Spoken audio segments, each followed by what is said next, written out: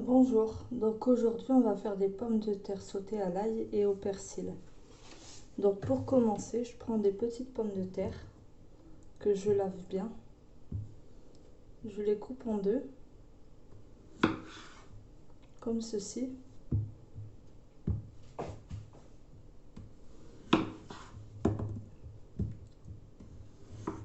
Je fais pareil avec toutes les pommes de terre.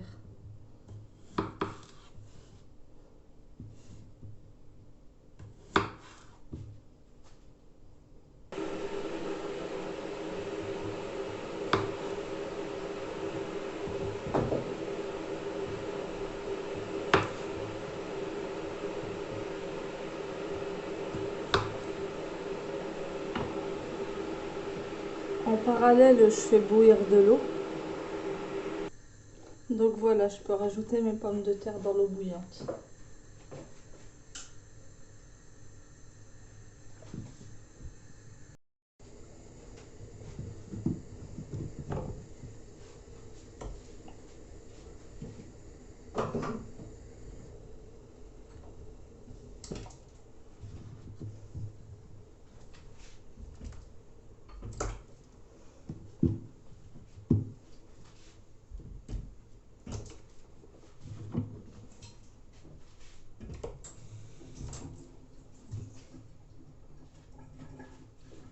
On va laisser jusqu'à cuisson des pommes de terre.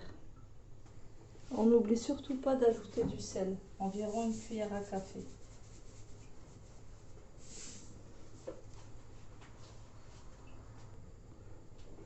En parallèle, on va s'occuper des ails. On va commencer par les éplucher.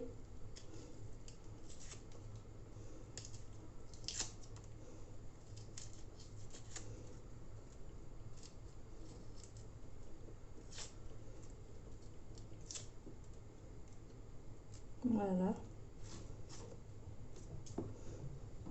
On va les écraser un peu. Voilà. Et on va les couper en petits morceaux.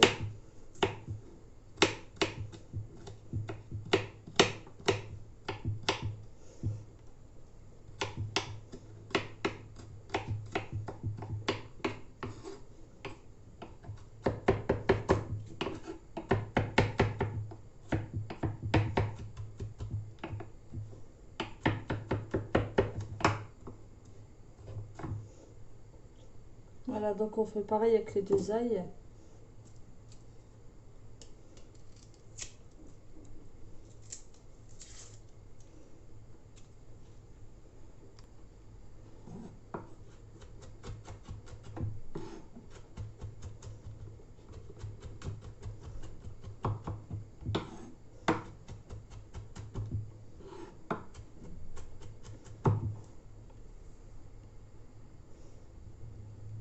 Donc voilà, on réserve, on attend la cuisson des pommes de terre.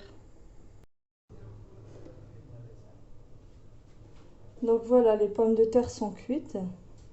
Maintenant, je vais mettre, donc je les ai égouttées. Maintenant, je vais mettre de l'huile dans la poêle.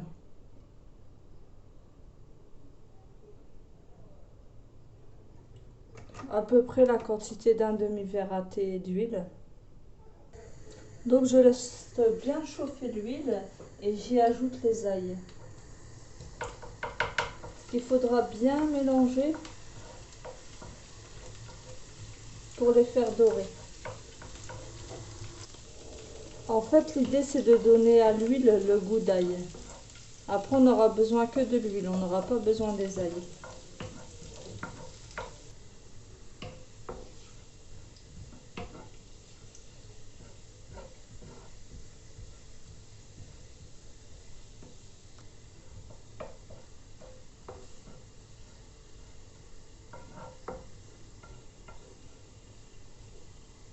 Donc voilà, les ails ont bien doré. Donc maintenant, je vais à la passoire pour ne récupérer que l'huile.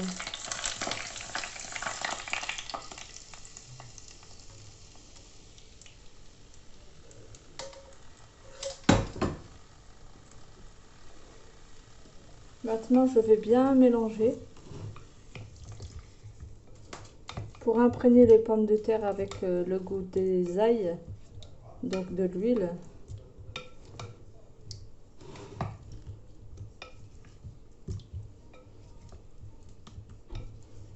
C'est histoire de mariner un peu, hein.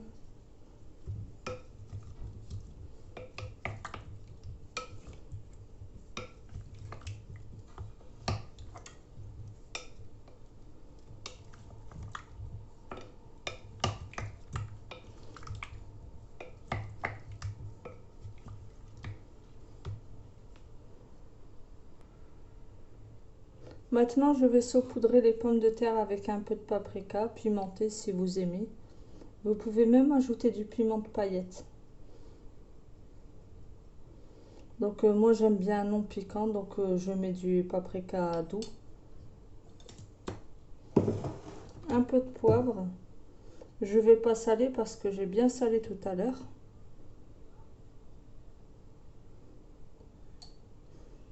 Voilà, et je vais bien mélanger de nouveau.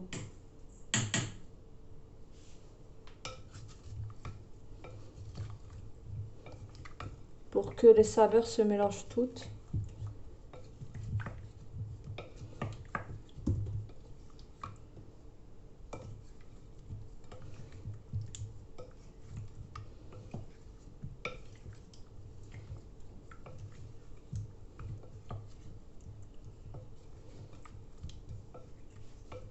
Voilà. Maintenant, je vais mettre à la poêle pour dorer un petit peu, mais sans ajouter de matière grasse. Puisqu'elles ont parce qu'elles ont déjà de l'huile, donc pas besoin de matière grasse en plus. Donc on les retourne bien pour qu'elles soient cuites uniformément, qu'elles soient bien dorées partout.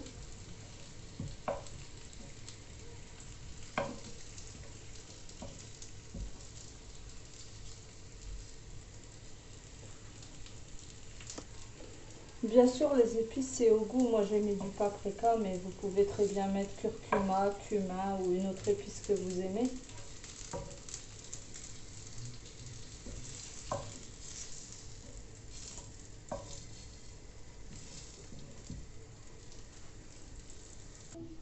Et voilà, la recette est maintenant terminée.